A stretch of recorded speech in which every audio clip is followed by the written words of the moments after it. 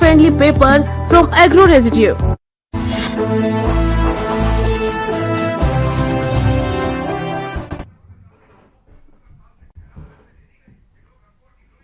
नमस्कार, राम राम। हरियाणा में आपका स्वागत है। मैं हूं आपके साथ भावना त्रिपाठी। रुक करेंगे प्रदेश की तमाम बड़ी खबरों की ओर। हरियाणा बीजेपी विधायक दल की अनौपचारिक बैठक समाप्त हो गई। बैठक के बाद करनाल के विधायक जगमोहन आनंद का बयान आया। बैठक में विधानसभा चुनाव के दौरान भीतर घात करने वाले अधिकारियों को भी लेकर चर्चा हुई। आने वाले दिनों में इन अधिकारियों पर कार्रवाई भी देखने को मिलेगी। तो वहीं बैठक में मुख्यमंत्री नायब सैनी ने सभी विधायकों से बातचीत की। सीएम ने सभी के हलकों में विकास कार्यों की प्रगति रिपोर्ट जानी और दिक्कतों के समाधान के लिए अधिकारियों को मौके पर निर्देश भी दिए। बैठक के दौरान हरियाणा के अंदर नए विकास के प्रोजेक्ट शुरू करने पर चर्चा हुई।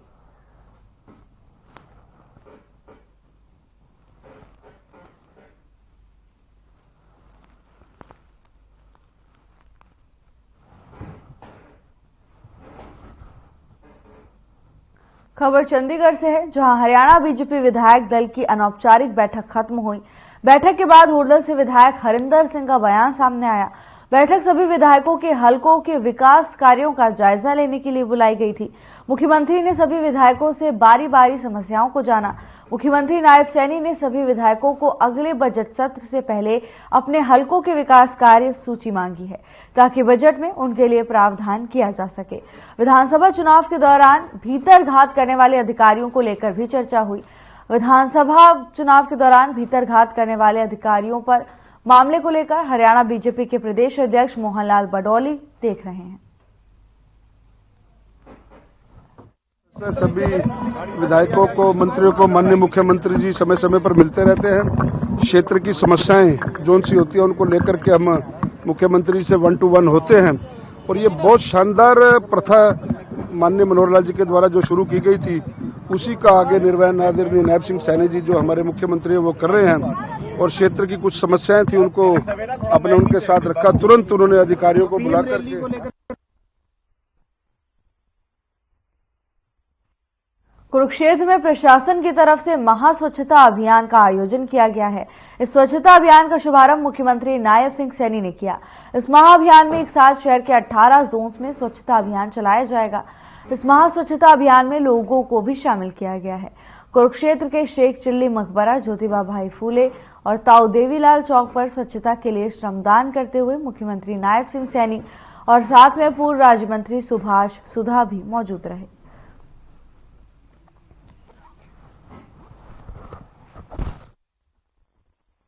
हाथ आगे कर लेंगे। मैं शपथ लेता हूँ कि मैं स्वयं स्वच्छता के प्रति सजग रहूंगा और उसके लिए समय दूंगा। हर वर्ष 100 घंटे यानी हर सप्ताह 2 घंटे श्रमदान करके स्वच्छता के इस संकल्प को चरितार्थ करूंगा। मैं न गंदगी करूंगा और न किसी और को करने दूंगा। सबसे पहले मैं स्वयं से, मेरे परिवार से, मेरे मोहल्ले से, मेरे शहर से एवं करनाल के घरौंडा विधानसभा क्षेत्र से विधायक हरविंदर कल्याण ने बड़ा ऐलान किया है। उन्होंने कहा कि 2029 में होने वाले परिसीमन के बाद हरियाणा में विधायकों की संख्या बढ़ेगी। इसके साथ ही वो आगे कहते हैं कि हरियाणा विधानसभा की नई बिल्डिंग का निर्माण कराया जाएगा, जो नए संसद भवन की डिजाइन पर होगा। इसके साथ ही अध्यक्ष ने कहा कि वे कई राज्यों का दौरा करेंगे। इसके साथ ही वे अन्य राज्य के विधानसभा भवन और कार्यप्रणाली का भी अवलोकन करने वाले हैं। आपको बता दें कि इसी के साथ हरविंदर कल्याण ने घरौंडा में बन रहे ऑडिटोरियम का भी निरीक्षण किया। उन्होंने नए भवन में कुछ बदलाव और सुधार के लिए अधिकारियों को निर्देश दिए हैं।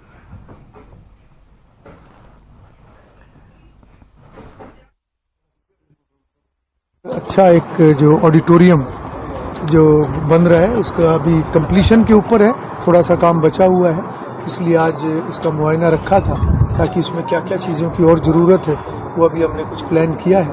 आने वाले दिनों में वो सभी प्लान को आगे बढ़ा के और भी जो जरूरत होगी इसकी पूरी करेंगे और एक सुंदर ऑडिटोरियम बन के हम लोगों को इसके लिए समर्पित करेंगे।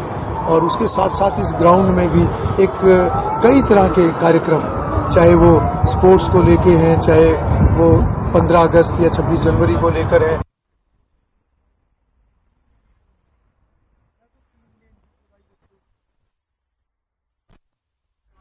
नाडा की तरफ से पहलवान बजरंग पूनिया को 4 साल के लिए बैन किए जाने के फैसले पर हरियाणा के खेल मंत्री गौरव गौतम का बयान सामने आया। उन्होंने कहा कि मुझे लगता है नाडा जो टेस्ट करती है वो खिलाड़ियों के करती रहती है ताकि कोई कमी भविष्य में ना रहे और ये एक सतत प्रक्रिया है। फैसला दिया है और ये पहली बार कोई किसी खिलाड़ी का नहीं हुआ, यह हमेशा से एक सतत प्रक्रिया है और उस पर मुझे लगता है कि खिलाड़ियों का अंतर्राष्ट्रीय स्तर पर हमारे देश में कोई कमी ना रहे, तो मुझे लगता है उसको लेकर नाडा ने कोई टेस्ट किया है, उस पर जो रिजल्ट आया वो सब आपके सामने है। कोई राजनीति हो रही है कि क्या लगता है आपको इसको लेकर? नहीं, कोई राजनीतिक नहीं है, एक एजेंसिया है, सतत प्रक्रिया है और इसमें राजनीति का तो कोई लेना देना है नहीं और राजनीति खेलों में नहीं होनी चाहिए, हमारा सुझाव है।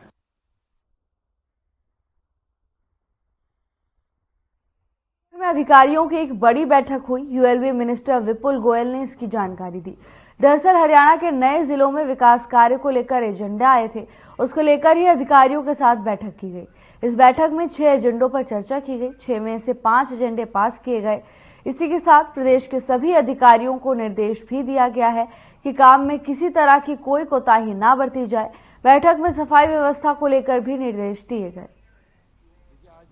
विभिन्न डिस्ट्रिक्ट से एजेंडे आए हुए थे डेवलपमेंट के, उन एजेंडों को आज पास करने के लिए, उनको सैंक्शन देने के लिए मीटिंग थी। उसमें से 6 एजेंडे आज सामने आए, उसमें से 5 को सैंक्शन दे दी गई है और जो विकास का कार्य बड़ी तेजी से हो इस तरीके का निर्देश सभी डीएमसीज को, सभी इंजीनियरिंग विभाग के लोगों को दिया गया है कि किसी भी तरीके की कोताही और समय पर टेंडर पूरे हों, ऐसा जो है सभी जो इंजीनियरिंग विंग है उसका ध्यान रखे और काम की जो क्वालिटी है वो किसी भी तरीके से उस पर कोई कॉम्प्रोमाइज नहीं होना चाहिए। सांसद दीपेंद्र हुड्डा केरल के वायनाड लोकसभा क्षेत्र से नवनिर्वाचित सांसद और कांग्रेस महासचिव प्रियंका गांधी से मिलने पहुंचे और उन्हें फूल का गुलदस्ता भेंट किया। संसद सदस्य निर्वाचित होने पर बधाई और शुभकामनाएं भी दी। दीपेंद्र हुड्डा प्रियंका गांधी से मुलाकात करने पहुंचे। इस दौरान उन्होंने वायनाड में मिली जीत को लेकर प्रियंका गांधी को शुभकामनाएं दी। इस मुलाकात के दौरान दीपेंद्र हुड्डा ने फूलों का गुलदस्ता भेंट कर प्रियंका गांधी को बधाइयां दी। वायनाड से भारी बहुमत से जीत हासिल करने के बाद दीपेंद्र हुड्डा प्रियंका गांधी से मिलने पहुंचे और इस दौरान उन्होंने नवनिर्वाचित सांसद सदस्य को ढेर सारी शुभकामनाएं और बधाई दी। आपको बता दें कि वायनाड उपचुनाव में प्रियंका गांधी को भारी बहुमत से जीत मिली है, जिसके बाद लगातार पार्टी के समर्थक उन्हें बधाई देने पहुंच रहे हैं।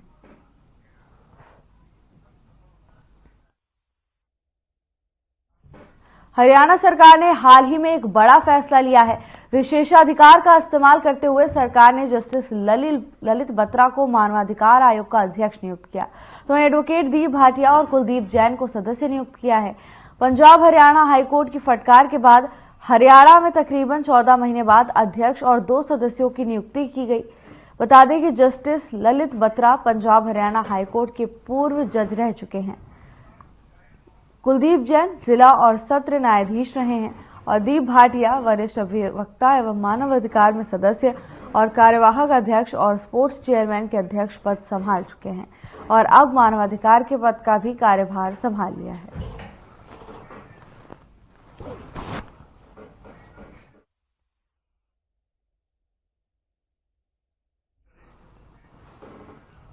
ललित बत्रा ने अध्यक्ष पद की जिम्मेदारी संभाल ली है। हरियाणा मानवाधिकार के अध्यक्ष ललित बत्रा बन गए हैं। दोनों सदस्यों ने अपना पदभार ग्रहण कर लिया है और आश्वासन दिया है कि अपनी जिम्मेदारी को पूरे तरीके से निभाएंगे। तो वहीं नवनियुक्त अध्यक्ष से मुलाकात करने तमाम अधिकारीगण पहुंचे और उन्हें बधाई दी।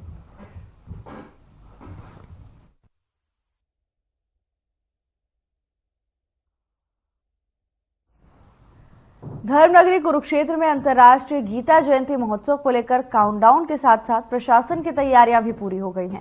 नवे अंतर्राष्ट्रीय गीता जयंती महोत्सव के कार्यक्रमों की पहली कड़ी में राज्यपाल बंडारू दत्तात्रेय सरस क्राफ्ट मेले और मीडिया सेंटर का, जबकि गीता रन का कैबिनेट मंत्री कृष्ण कुमार बेदी शुभारंभ करेंगे। इस महोत्सव में 24 से ज्यादा राज्यों के कलाकार और शिल्पकार पहुंचेंगे।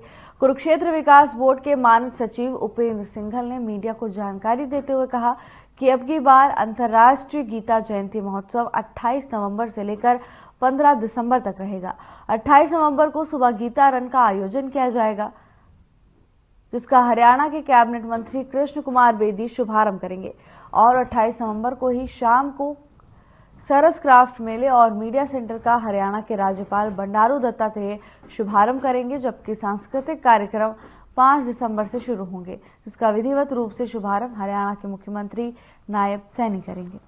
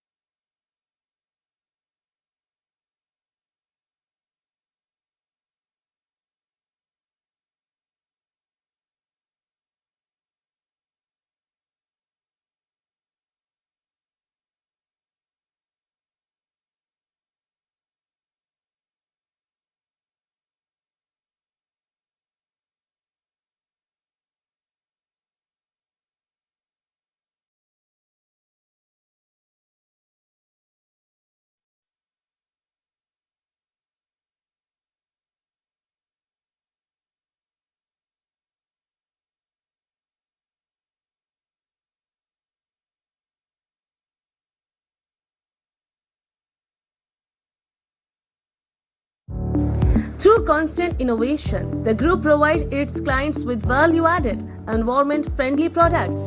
We are committed to provide quality products and services at optimum cost with the continuous improvement in the quality management system. Producing high-value paper, making us India's largest producer of branded papers, fine papers and packaging broad segments.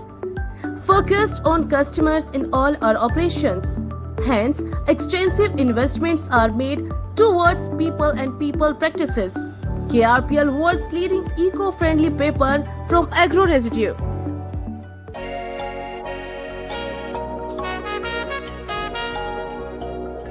तुम हुस्न परी तुम जाने जहां हो, इतनी हंसी ढूंढे तितलियां।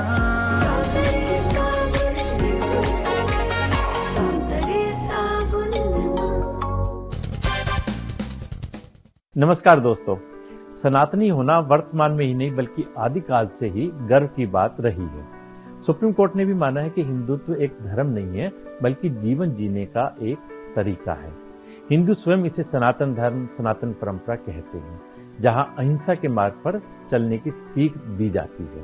लेकिन आजकल कुछ ऐसे अधर्मी लोग हैं जो सनातन धर्म के बारे में ओछी टिप्पणी करने से भी नहीं कतराते। एक तरफ अमेरिका के लुइसविले शहर में 3 सितंबर को सनातन धर्म दिवस मनाने का ऐलान किया गया है, वहीं दूसरी तरफ वोट बैंक और तुष्टीकरण की राजनीति करने के लिए तमिलनाडु के सीएम M.K. स्टालिन के बेटे उदयनिधि ने सनातन धर्म को डेंगू, मलेरिया और कोरोना जैसी बीमारियों से उसकी तुलना कर डाली। ये हमारी संस्कृति, हमारे इतिहास और हमारे महान सनातन धर्म का अपमान है। आपको याद होगा पृथ्वीराज चौहान का, जो आखिरी हिंदू सम्राट थे। उन्होंने मोहम्मद गोरी को कई बार मार मार कर भगाया था। वहीं मोहम्मद गोरी जिसने हमारे देश आकर न जाने कितने मंदिरों और शिवालयों को। खबर रतिया से है, जहां अतिक्रमणकारियों के चलते जाम की समस्या से लोगों को जूझना पड़ता है। आपको बता दें कि मेन बाजार में लोगों की ओर से अतिक्रमण किया जा रहा है, जिसके कारण लंबा जाम लग जाता है और इसका सीधा सीधा असर आम लोगों पर पड़ता है। स्थानीय लोगों का कहना है कि अतिक्रमण के चलते यहां से पैदल चलना भी मुश्किल हो जाता है और उन्होंने प्रशासन से कार्रवाई की मांग की है। स्थानीय लोगों का कहना है कि जल्द से जल्द उन्हें अतिक्रमण से छुटकारा दिलाया जाए, जिससे रोजमर्रा की जिंदगी आसान हो सके।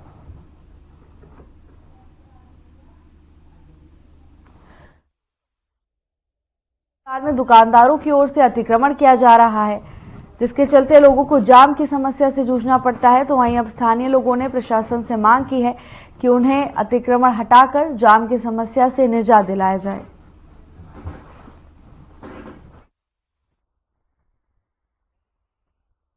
इस जाम का दो मुख्य कारण है जी। एक तो हमारा प्रशासन, नगर पालिका और पुलिस दोनों नाकाम है, क्योंकि इतनी बड़ी मार्केट नहीं है, ना ही तो नगर पालिका इसकी सुध लेती, ना ही पुलिस वाले इसकी सुध लेते।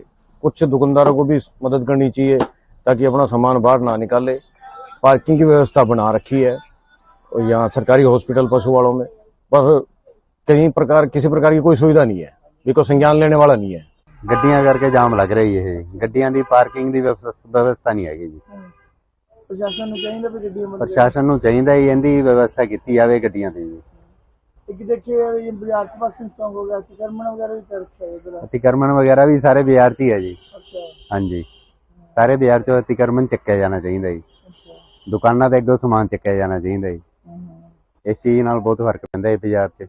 बाजार देखो बिल्कुल सही गल है बिट्टू थोड़ी भी, बहुत जाम लग रहा है। डेली जाम ना लड़ाई झगड़े होंगे ने आपसदारी च, इसलिए असीं प्रशासन नूं बेनती करते हैं जां तां कोई स्थाई पार्किंग बनाई जाए तां जो जाम ना लगे ते आपसी जो मन मुटाव लड़ाई हुंदी है वो भी दूर हो जाए। असीं प्रशासन नूं बेनती करते हैं भी कोई वधिया पार्किंग किते भी सही लगती है उत्थे पार्किंग बनाई जाए ते जिहड़ियां गड्डियां नूं पार्किंग खड़ियां कीतियां जाण। रतिया में प्रशासन की लापरवाही के चलते बाजार का बुरा हाल है। लोगों ने 15-15, 20-20 फुट आगे अतिक्रमण किया हुआ है। लोग पार्किंग करके बाजारों में शॉपिंग करने चले जाते हैं, उसके बाद जाम लग जाता है। लोगों का पैदल चलना भी दुभर हो जाता है। अभी आप देख लीजिए, यहीं से आप निगाह मार लीजिए। बाजार ਦੇ ਵਿੱਚ ਤਾਂ ਬਹੁਤ ਭੀੜ ਹੈ ਜੀ। ਦੁਕਾਨਾਂ ਦੇ ਬਾਹਰ ਸਮਾਨ ਲੱਗਿਆ ਰਹਿੰਦਾ ਕਰਕੇ ਟ੍ਰੈਫਿਕ ਜ਼ਿਆਦਾ ਰਹਿੰਦਾ ਹੈ। ਆਉਣ ਜਾਣ 'ਚ ਬਹੁਤ ਦਿੱਕਤ ਹੈ। ਲੰਘਣਾ ਟੱਪਣਾ ਮੁਸ਼ਕਲ ਹੈ, ਬਹੁਤ ਮੁਸ਼ਕਲ ਹੈ। ਅੰਦਰ ਗੱਡੀਆਂ ਗੁੱਡੀਆਂ ਵਗ ਜਾਂਦੀਆਂ। ਪ੍ਰਸ਼ਾਸਨ ਨੂੰ ਚਾਹੀਦਾ ਵੀ ਗੱਡੀਆਂ ਗੁੱਡੀਆਂ ਨੂੰ ਰੋਕਣ। नहीं, इसमें देखिए कल भी मैंने डिस्कस करी थी इस बारे में, तो आज भी मैंने SHO जो सिटी है हमारा उनकी ड्यूटी लगाई है। उसमें क्या कि जो हैवी व्हीकल्स हैं उनको अंदर ना जाने दे मार्केट के अंदर, और जो हमारे कुछ दुकानदार साथी हैं वो आगे सामान आगे से आगे लगाने की होड़ लगी रहती है, जो कि गलत है। सामान एक दूसरे आगे बढ़ा लेते हैं, उसमें फिर गाड़ी आ जाती है, कोई व्हीकल्स खड़ा हो जाता है, उसके बाद आने जाने के लिए भी रास्ता नहीं रहता। तो हम इसके अंदर जो मार्केट के अंदर है, जो मेन बाजार है, जो उसके अंदर जो बड़े व्हीकल्स हैं उनको हम नहीं जाने देंगे आगे। प्रतिबंध किया जाएगा? हाँ बिल्कुल, आज भी SHO से मैंने बात करी है सिटी से।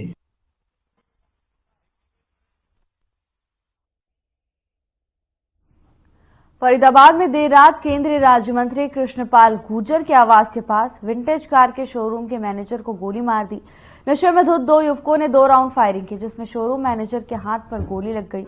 उसे तुरंत बादशाह खान सिविल अस्पताल ले जाया गया। डॉक्टर ने इलाज के बाद उसे छुट्टी दे दी। सूचना पाकर पुलिस की टीम मौके पर पहुंच गई और आसपास के इलाकों को सील कर दिया। युवकों की तलाश की गई, लेकिन उनका कोई सुराग नहीं लगा। पुलिस CCTV के आधार पर युवकों की तलाश कर रही है।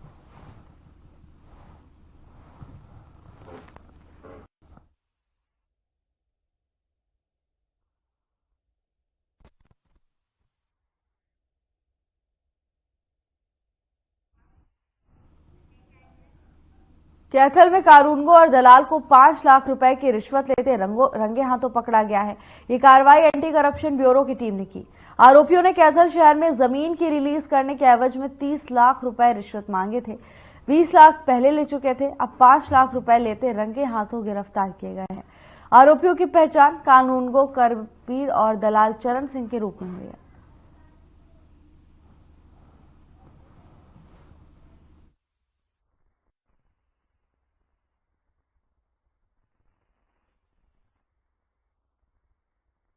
हरियाणा सरकार की जो भ्रष्टाचार उन्मूलन को लेकर जो जीरो टॉलरेंस नीति है, उसके अंतर्गत हमारे माननीय श्री अमिताभ सिंह ढिल्लों IPS महानिदेशक भ्रष्टाचार निरोधक ब्यूरो हरियाणा के कुशल नेतृत्व में और माननीय श्रीमती समिति चौधरी पुलिस अधीक्षक भ्रष्टाचार निरोधक ब्यूरो अम्बाला के मार्गदर्शन में आज के अंतर्गत आज राजकुमार जो कंप्लेनेंट है उसने यहाँ कोई सेक्टर 18 में कुछ जमीन खरीदने का इकरारनामा किया हुआ है।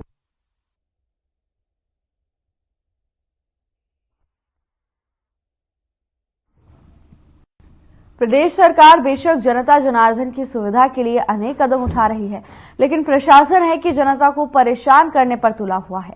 जिला प्रशासन की तरफ से फरमान जारी किया गया है। इन दिनों ई रिक्शा केंद्र में आने वाले लोगों के गले की फांस बन गया। प्रशासन ने ई दिशा केंद्र में इंडियन करेंसी पर बैन लगा दिया है। मतलब ये कि केंद्र में भारतीय मुद्रा बिल्कुल भी स्वीकार नहीं है। नकदी की जगह ऑनलाइन पेमेंट ही ली जा रही है। ऐसे में जिन लोगों के पास स्मार्टफोन नहीं है उनके लिए ये एक बड़ी समस्या बन के सामने आ रही है। उन्हें या तो इधर उधर से पैसे मांगने पड़ रहे हैं या बिना काम करवाए वापस लौटने पर मजबूर होना पड़ रहा है।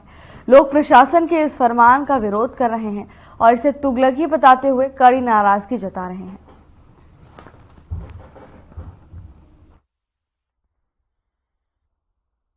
मैं फर्द कटवाने आया था जी, यहाँ भी ऑनलाइन सारा काम है जी। ऑनलाइन से चलता है, जैसे ये वाला फोन है हमारे पास, ये कहते हैं ऑनलाइन करो, कभी उधर पकड़ते हैं कभी उसको पकड़ते हैं। ये काम तो है जी कल। तो आपका काम नहीं हुआ आज? काम क्या हुआ जी, इधर किसी को भाई साहब को पकड़ के उसको कहा 20 रुपए ऑनलाइन करो और फिर हो जाएगा। फिर अभी तक वो इंतजार कर रहे हैं, क्या पता होता है कि नहीं होता। यहाँ पे मुझको रसीद निकाल के रसीद के लिए बोला था, तो उसके लिए भी ऑनलाइन फीस थी 300 रुपये और मेरे से 400 रुपये लिया है। तो आपने ऑनलाइन फीस दी है या कैश दिया है? कैश दिया उनको। उनको बताया भी अभी इसके अंदर तो 300 रुपये लिखा आ रहा है, तो वो बोल रहे हैं अभी 310 रुपये तो खुद के कट रहे हैं हमारे। तो फर्द लेने आया तो यहाँ काउंटर पे मैंने पूछा भी टोकन कटता है काउंटर पे पहले फाइल का, तो मैं टोकन लेने लगा तो वो कहते जी ऑनलाइन पेमेंट है यहाँ पे। मैंने कहा जी कैश ले लो आप, ऑनलाइन मैं यूज ही नहीं करता। अब मेरे पास मोबाइल मान लो कीपैड वाला है या दूसरा है, कोई भी बंदा है, मैं तो चलो मेरे पास एंड्रॉइड मोबाइल है और मैं ऑनलाइन पेमेंट नहीं करता। तो वो कहते जी ऑनलाइन पेमेंट ही चलती है यहाँ पर, कैश नहीं चलता। तो मैंने फिर एक दो जनों से पूछा, उनके पास भी ऑनलाइन नहीं था। फिर मैं अंदर गया, मैंने कहा फर्द लेनी उसका क्या प्रोसेस है? कहते हैं हमारे पास पैसे टोटल ऑनलाइन चलेगा, कैश का कोई यहाँ ट्रांजेक्शन नहीं करते।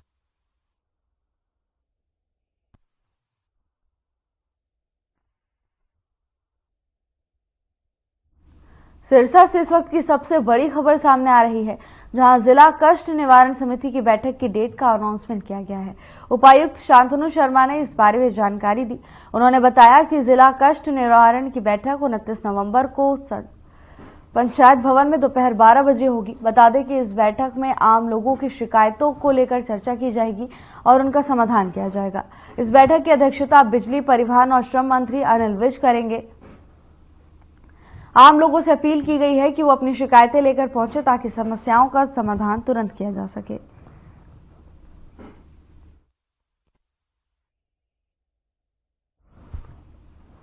सिरसा में कष्ट निवारण समिति की बैठक की जाएगी। इस बैठक की अध्यक्षता मंत्री अनिल विज करेंगे।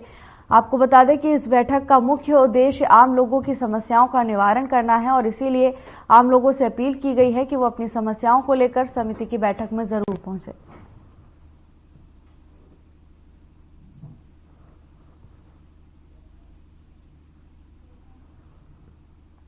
आज की इस आधुनिकता के दौर में हरियाणवी संस्कृति धीरे धीरे विलुप्त होती जा रही है। आज की युवा पीढ़ी आधुनिकता के युग की ओर तेजी से बढ़ रही है। इस संस्कृति को विलुप्त होने से बचाने के लिए उत्तरी क्षेत्र सांस्कृतिक केंद्र पटियाला और समान आर्ट और कल्चरल ग्रुप ने मिलकर शाम को महेंद्रगढ़ के राजाराम पालड़ी रंगमंच पर एक सांस्कृतिक कार्यक्रम का आयोजन किया। इस कार्यक्रम में प्रदेश के प्रतिष्ठित कलाकारों ने स्वांग, लोकगीत, नाटक आदि के माध्यम से हरियाणवी संस्कृति से लोगों को रूबरू करवाया। एमडीयू के प्रोफेसर रहे जगबीर सिंह राठी ने बोल तेरे मीठे मीठे गीत गाकर हरियाणवी संस्कृति से रूबरू करवाया। हरियाणा कला परिषद के नोडल अधिकारी अनिल कौशिक ने बताया कि भौतिकता का युग बढ़ता जा रहा है, हम संसाधनों से विमुख होते जा रहे हैं।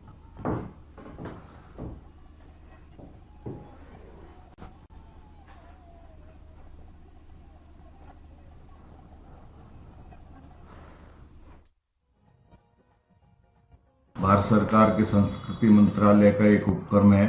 उस विभाग के और महेंद्रगढ़ की अग्रणी सांस्कृतिक संस्था सामना आर्ट एंड कल्चर ग्रुप के संयुक्त तत्वावधान में, और इसमें ये प्रयास किया गया कि हरियाणा प्रदेश की विलुप्त हो रही लोक संस्कृति, जो हमारी ट्रेडिशनल आर्ट है, जिनसे हमारी युवा पीढ़ी विमुख होते जा रहे हैं, उनको उन संस्कारों से जोड़ने के लिए और हमारी हरियाणा की प्रादेशिक संस्कृति से जोड़ने के लिए एक यात्रा के रूप में राव तुलाराम चौक से सारंगी वादक, बीन वादक, बंचारी वादक, कच्ची घोड़ी, ढोल इत्यादि के माध्यम से यात्रा प्रारंभ की गई।